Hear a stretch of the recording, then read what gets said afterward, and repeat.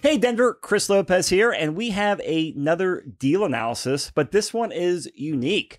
This was a off-market house hack here in Southwest Denver that had a main house and then a ADU on the back of the property. So we're gonna go through with our agent, with our clients, and talk about how the deal came about and also the renovations they did and how they pivoted their strategy in the Denver market.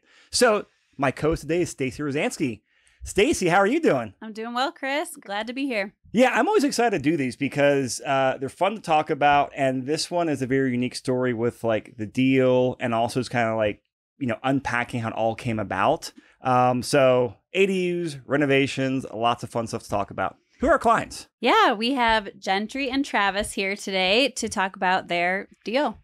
Yeah. Yes. Hello. Thank you for Glad to having have us. you guys here. Thanks for having us. Legit studio, by the way. This is awesome. I would add on to this story that it's definitely first-time home buyer, so we have that thrown into the mix. But yeah, we're happy to be here. Yeah, I was going to say, listening to previous episodes before we engaged with you and starting our search, I think really hearing other people's stories emboldened us to just go for it. So hopefully we can do that for others. Perfect. That is the goal of it. All right. So let's go to more background about, before we get in the deal itself, kind of like, you know, who you guys are and what your goals are. Because I think it was a little over a year ago, we got connected by a mutual friend. Yep. And then we started talking. So give us a background on where you guys want to go with real estate and kind of your current situation. For sure. Yeah. So we've been happily married for 5 years. We're actually high school sweethearts. So kind of a cute backstory there. We were lifelong renters in California, born and raised there. Obviously a very expensive market, near impossible to buy in the Bay Area. So we really unlocked real estate as a path to that classic financial independence outcome. So we're looking to start with our own property like we've done here and we'll talk about today. And then over like the next 10 years, maybe an ambitious goal, 8 years, we'd like to replace our expenses with passive income from real estate. And how'd you get bit by the real estate bug? Was it you won financial independence first and kind of realized, hey, real estate's a great way to do it? Or is it real estate first? Or do you even remember? I would say a mix, a combination. Yeah. To shout out Calvin and Jenny, Zen Coast University, our friends and former colleagues of Travis's. They have built a real estate empire of their own and a coaching training program. We've kind of always followed along with them. And last year we joined. And in making our move from California to Colorado, mostly for lifestyle, but also financial opportunity for us, I think has opened us up to thinking real estate as a path to financial freedom. Cool. All right. So let's get into kind of like specifics of this deal hunt because we got the bigger picture. Go out there, build a real estate portfolio, get a good amount of passive income, retire from the jobs. So very good goals, very common goals. Kind of going back to the details now. And Stacey, I think you started working with them kind of end of last year. Yeah. What was like the first kind of like buy box you guys started looking at, kind of that whole journey as it went from like conceptual stuff to actually go out there and buy the first property? Yeah, so we started really looking at multifamily. We were looking for duplex, triplex. So that was their main focus for the first little while we were looking. And I know it's hard to imagine now, but it was extremely hard market back then. So it was very competitive, not a lot of inventory. So we were really kind of few and far between on our hunt. So why'd you guys pivot away from multifamily? So multifamily was our first thought because taking a step back, I think, first time home buyer getting into a property, as we started to learn about real estate and hear other people's stories, this concept of house hacking in general seemed like a no-brainer for the first property. But you can take that pretty aggressively to be like, I'm going to buy a single family home and I'm going to rent out a bunch of different rooms to different strangers and share my kitchen. And like our life, we were very realistic with ourselves that that's not the lifestyle we wanted to live in our residence. So multifamily seemed like a nice, safe bet to go down. But then For like the complete separation and complete privacy, Exactly. right? Yep. Exactly. Yeah. Easy, long-term tenant, low overhead, but some income coming in. And we'd still feel like we kind of had our own home and our own space, which was important to us. And so you started looking at that. Then what was the reason you pivoted away from multifamily? Was it the numbers, or was it just like the quality of the properties, or all the above? Both. To Stacy's point, the market at that time, there was just very low inventory. So what we were seeing just felt like an aggressive loss of personal quality. Speak on that more. Yeah. So I'm thinking of a certain triplex that was in a good area, up and coming, kind of good bones, and a perfectly nice place to live, but for a number of reasons was not going to work for us for our life. But those numbers, you could really make them sing. At the same time, because it was a triplex, it was over $1 million in, or $1 million overall, and seeing that on the table just didn't feel right with loss of quality of what we were looking for, plus the numbers. I think had it been one or the other, we probably would have proceeded. I think that was the evening Stacy fielded like 8 calls over the course of an evening. Right. Yeah. And the other thing is we weren't getting these at list price. So we were, having to be competitive. So we were offering and losing out on them. And it wasn't feeling great because you weren't like 100% sold on it anyway. Yeah.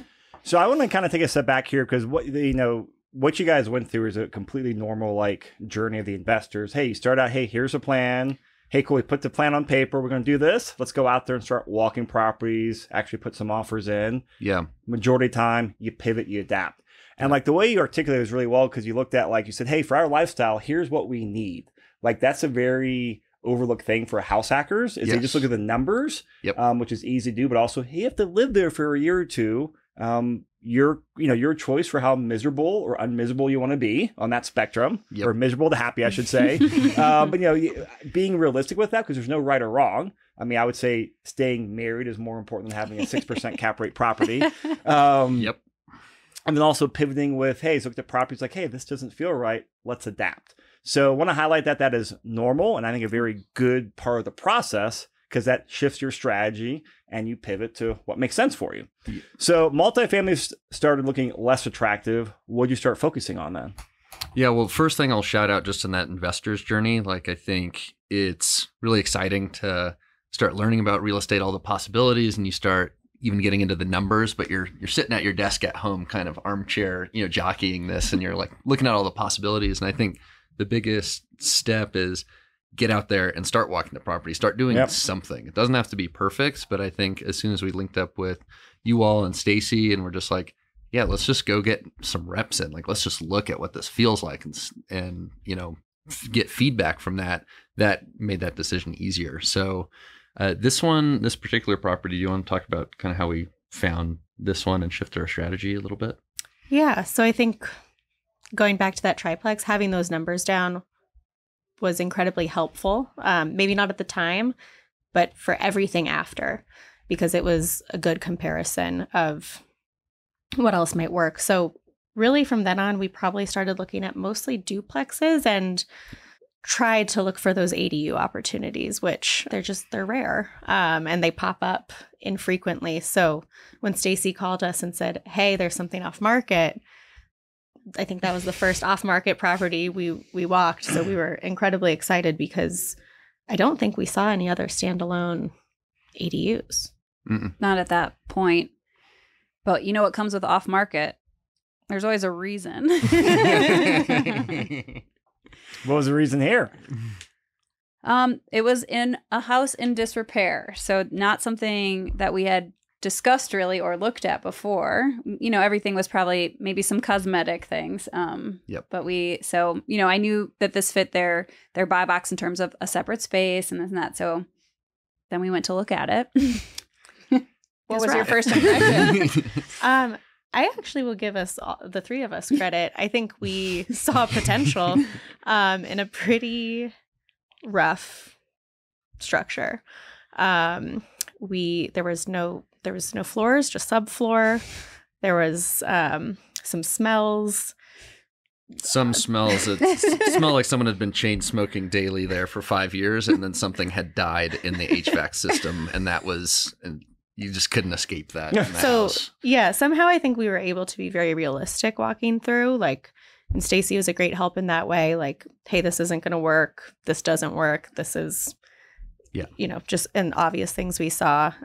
But through that, I think we ended up really liking the space and seeing, I think, how it could work, which for us was a huge jump because, again, the sacrifice we were willing to make with House Hack was, it's not our forever home.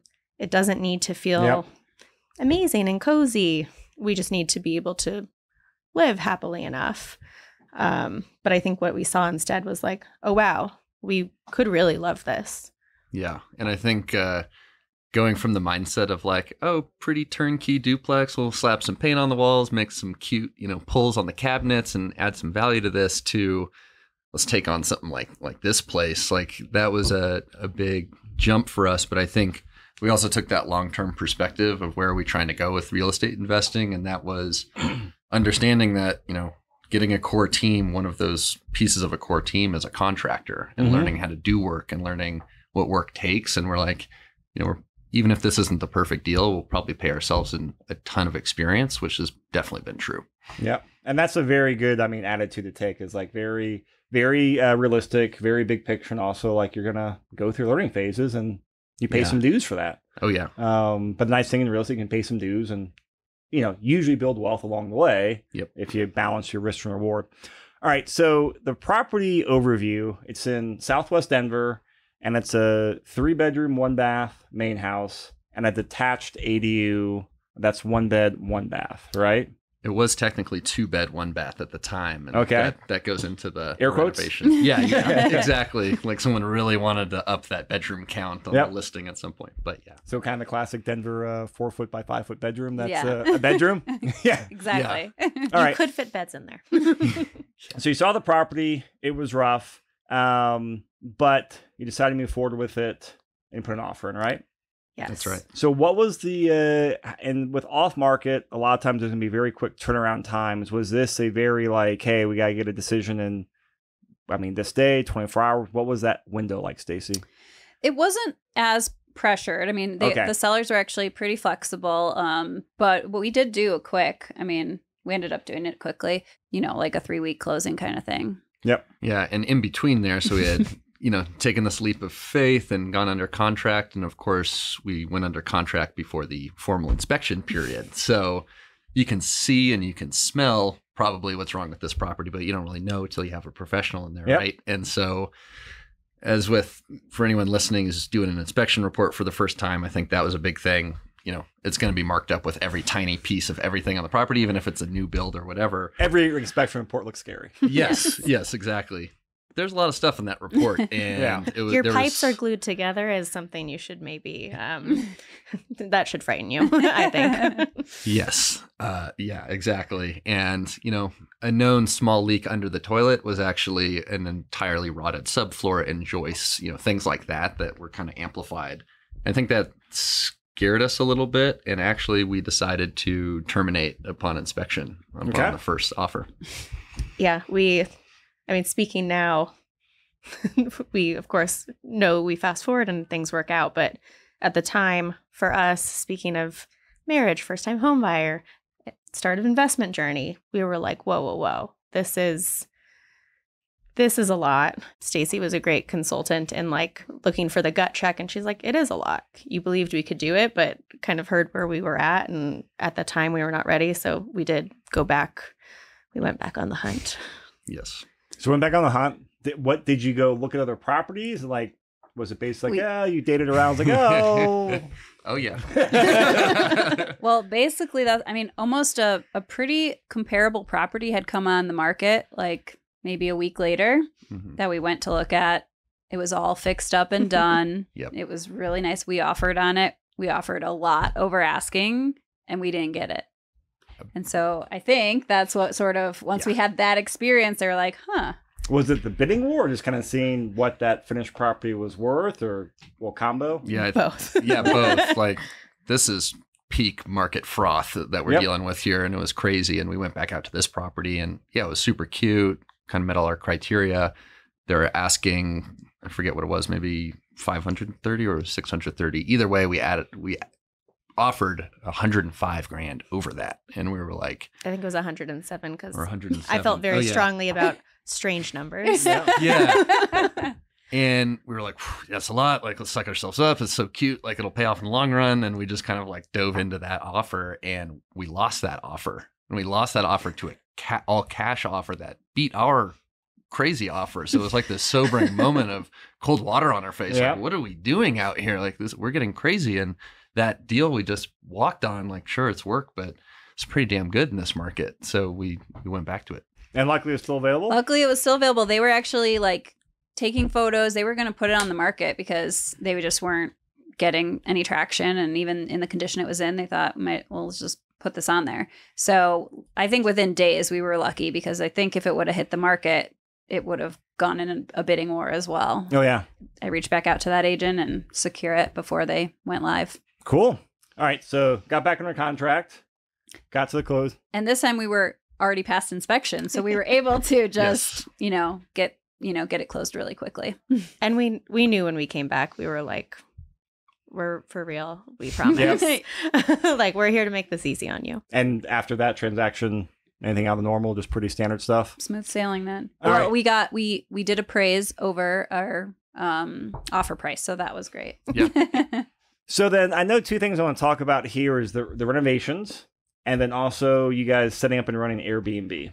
Obviously, renovations came first. Did both houses need to be renovated or was it one or the other? Kind of paint us a picture of like what had to be done, where you lived. Did you do it, hire someone? Sure. So in terms of what needed to be done, both units needed flooring. I'll call it like extreme paint work because both units had really horrible smells, smoke smells, but other smells as well. So intense primer, intense paint. Our stove tops were cracked. Our main house bathroom had to be completely redone. Weird things like door jams, like external door jams were messed up and had to be replaced, refitted, new doors, some new windows. A lot of like not fun stuff, like some siding work and then crawl space work and like plumbing, major stuff that costs a lot, but you don't get to see the good side of it. But it was like foundational to the structure. Yeah, the previous owners at some point to make the back house work, I think jerry rigged some major systems. And for us, speaking of quality life, like that was not going to be acceptable for us to rent out in any capacity. We wanted to do those things right. Talking like splicing electrical or splicing and water and an indoor swamp cooler unit. So they had a How does that work? cooler. So there's a shed that's attached to didn't. the back house, the enclosed shed. Inside that shed, they had a swamp cooler plastered against the wall of the unit itself, and they had a furnace right next to that against the wall. So both of those were straight piping into this tiny, 650 square foot house. Which... It'll be a good transition because that closet, for instance, was, so I ended up lightly general contracting for us. We hired tradespeople for all major systems, but we had no real point person. No point person. So that was me. We were staying in South Denver renting. So we and Stacy gave us great advice, like, hey, it's February, it's March. People aren't really working yet, like doing this type of work. So you better get on it because people are available, which was great. So my number one tip of advice, like the day you write an offer, start calling everyone and anyone you think you need, because even like looking back, losing those few days is like really vital. Yep. I might even add on like, right, you've got to write an offer and say what you're willing to pay for a property. And in that market, we didn't leave ourselves a lot of room to negotiate, post-inspection, but still, you can kind of ballpark what things are going to cost based on an inspection report. But I think a learning was maybe we could have brought in, if electrical was flagged as a concern, maybe bring in an electrician during that cycle to get an exact estimate, because I think we did a decent job estimating what it would ultimately cost us. But of course, we came in over that once we had a real pro, like, yeah, you thought that was the issue, but that's dependent on these 3 other things you also need to fix. So what was the original estimate and what was the total budget spent? We estimated $50K for repairs, rehab, etc., and we ended up spending $75. That happens. Yeah. And we're happy with it, actually. So yeah. And throughout that process, I think if we had to make a choice, like to go lesser quality or cheaper, we would have. We really didn't. So like even down to finishes, it's all stuff we wanted.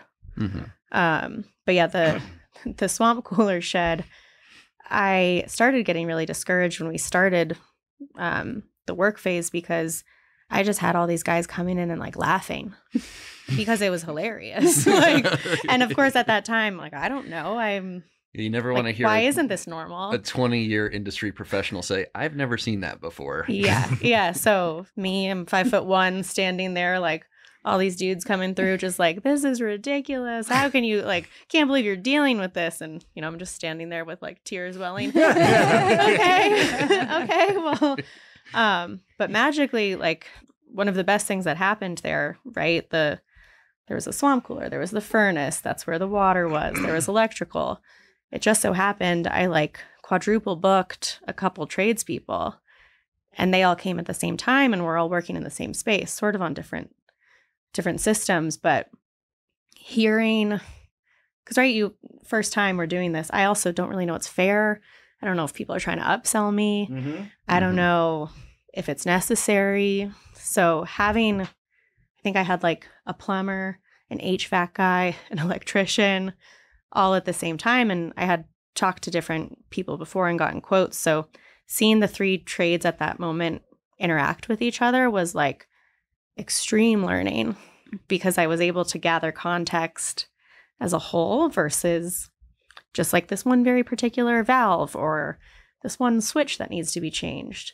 So I don't know like if that's common, but for me, moving forward, I will always try to kind of like think ahead and see what systems or what areas are working together, because it's a small space. It's weird.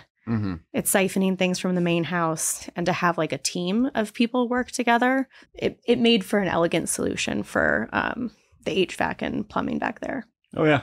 And so did you end up moving things out of the shed, or were you able to just kind of like, I don't know. The world's largest furnace and the indoor swamp cooler were removed.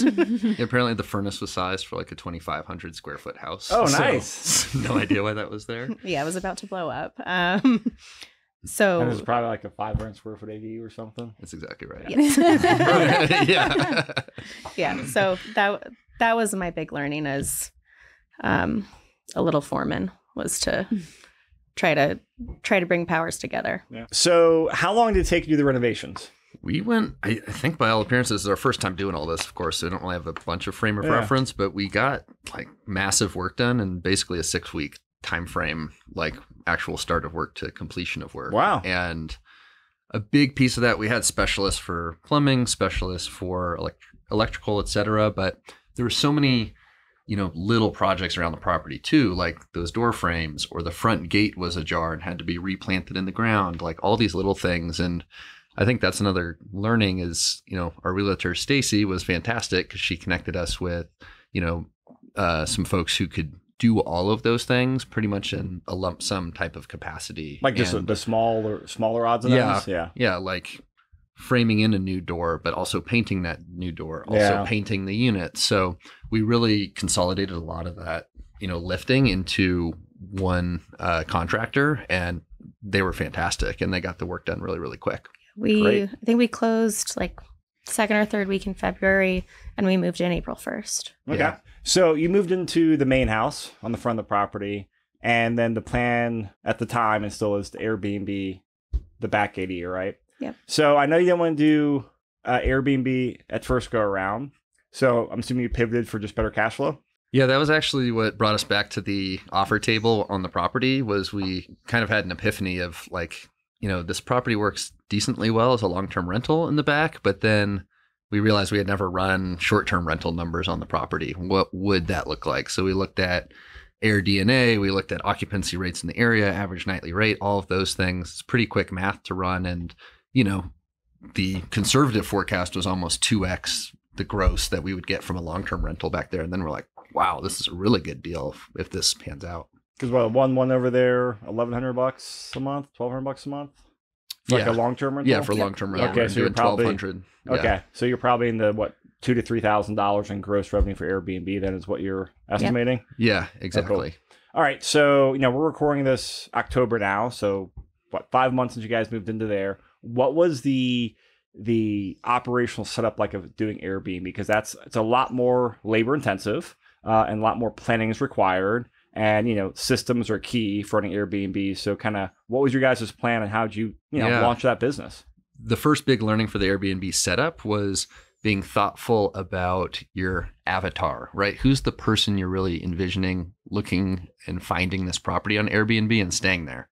Why are they staying there? Why is there a differentiator for this unit versus any other? And for us, our neighborhood, it's not the prettiest. You're not going to walk down to the cute barista coffee shop and get your croissant and all that. But we are 8 minutes to downtown. We're 8 minutes to Bronco Stadium. We're 15 minutes to Red Rocks. It's an awesome location. 2 minutes to the freeway to go to the mountains. So we're like, people coming to town for 2 to 4 days who are doing something very specific and they want a cheap, cute place to stay. And then Gentry kind of had a breakthrough with the whole branding of it that I think has done really well. Oh, tell me about this. I was like, thank you. That's generous. No, I mean, thinking of the avatar, we just decided, it's a launch pad. So, and we travel like that too. And it's like, you want a nice place to stay. I think there's a lot of people who prefer hotels and understandably. So we want to price competitively and give them something else. So part of that was like taking down a wall in that unit and going from two tiny bedrooms to one, which also helped with the light, which helps with the feel. So just making it a nice, easy place for people to stay and doing all of that intentionally, which as far as like furnishing and stuff goes, I think if you take a similar approach to house hacking, it's fairly easy. We had a lot of odds and ends, furniture. You get stuff secondhand. New stuff's pretty cheap too.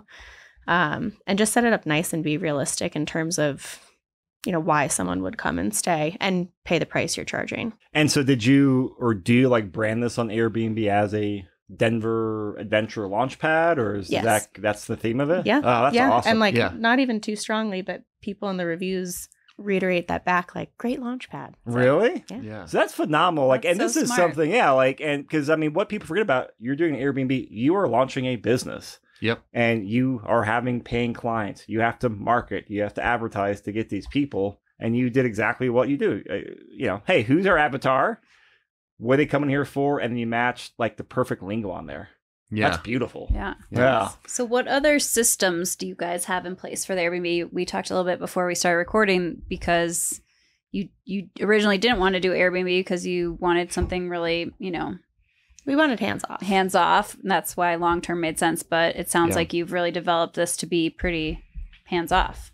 There's almost like I think they call it secret shopping, right? Where you like go through and you pretend to be like in marketing, right? You pretend to be your shopper, your customer. And what is that experience like literally from point to point? And it was like, how do I know, like for one, Google Maps sends you to the front side of our main house property, which is a different street. Whereas we have a parking spot in the back that's right at the guest house. You need to approach from the alleyway or you're going to traipse through our house area. So it was like, okay, that's probably the first question I'd be confused by as a guest. So, in our guidance, we have a top-down map from Google Maps with arrows on it showing where the house is, how things are situated, and how to approach.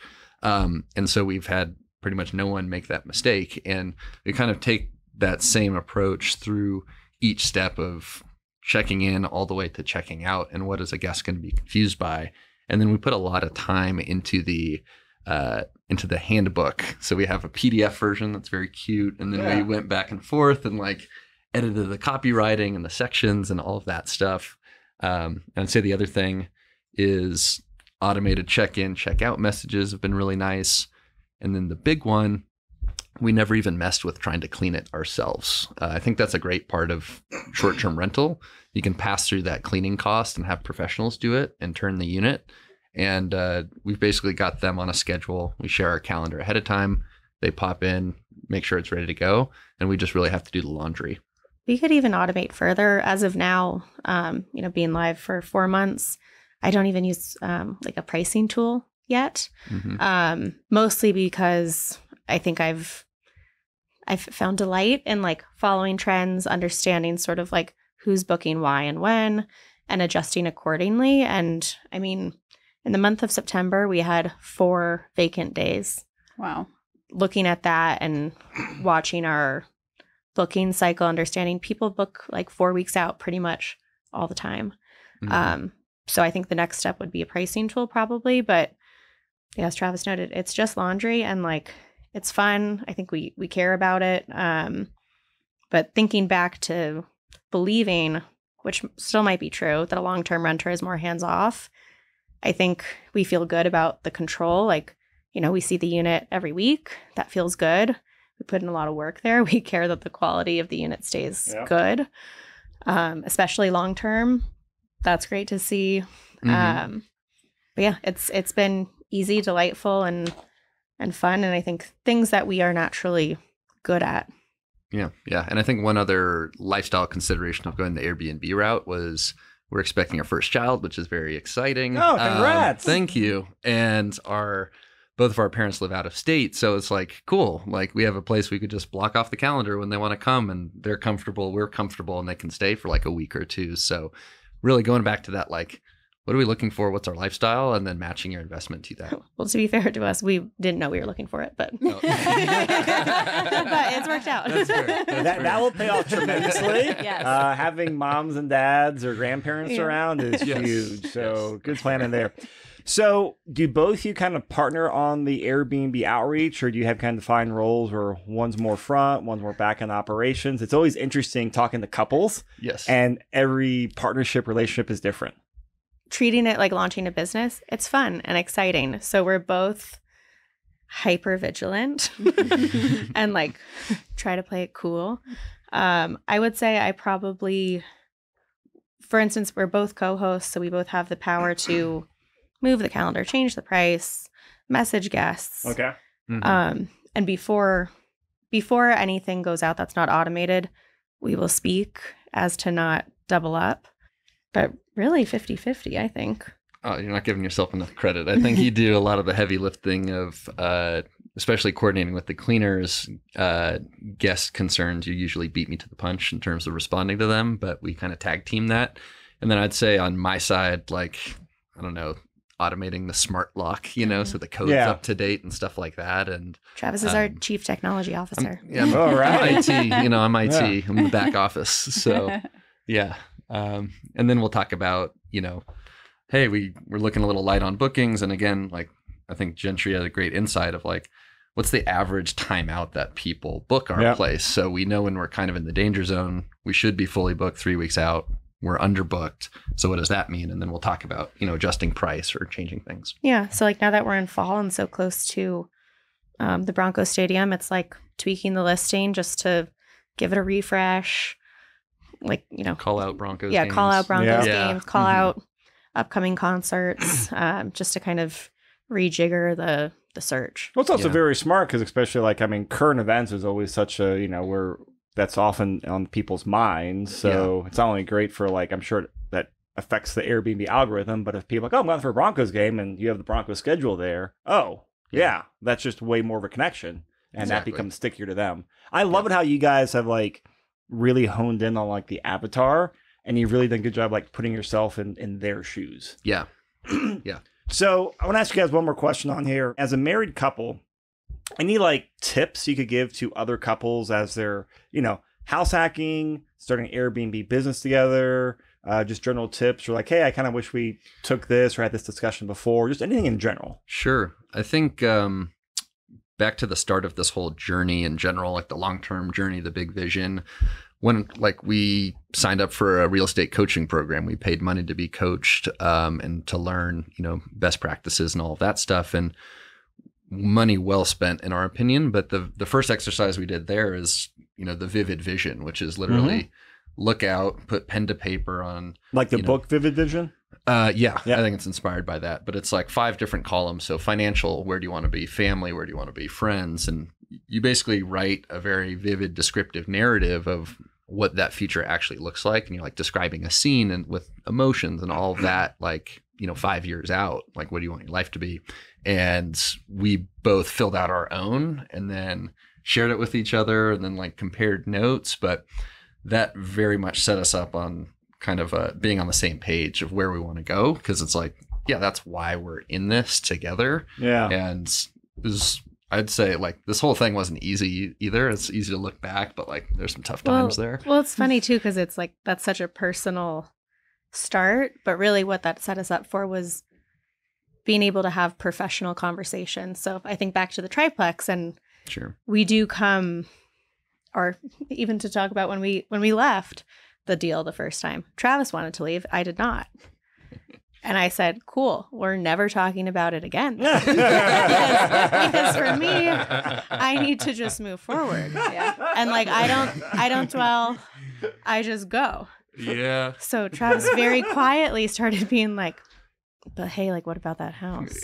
What about that house? So finally I looked at him. I said, if you say it one more time, we're going to do it. Yes. Like in the same way that I said, we're never talking about it again. We're going, I'm calling Stacy and like, I will go walk a check over.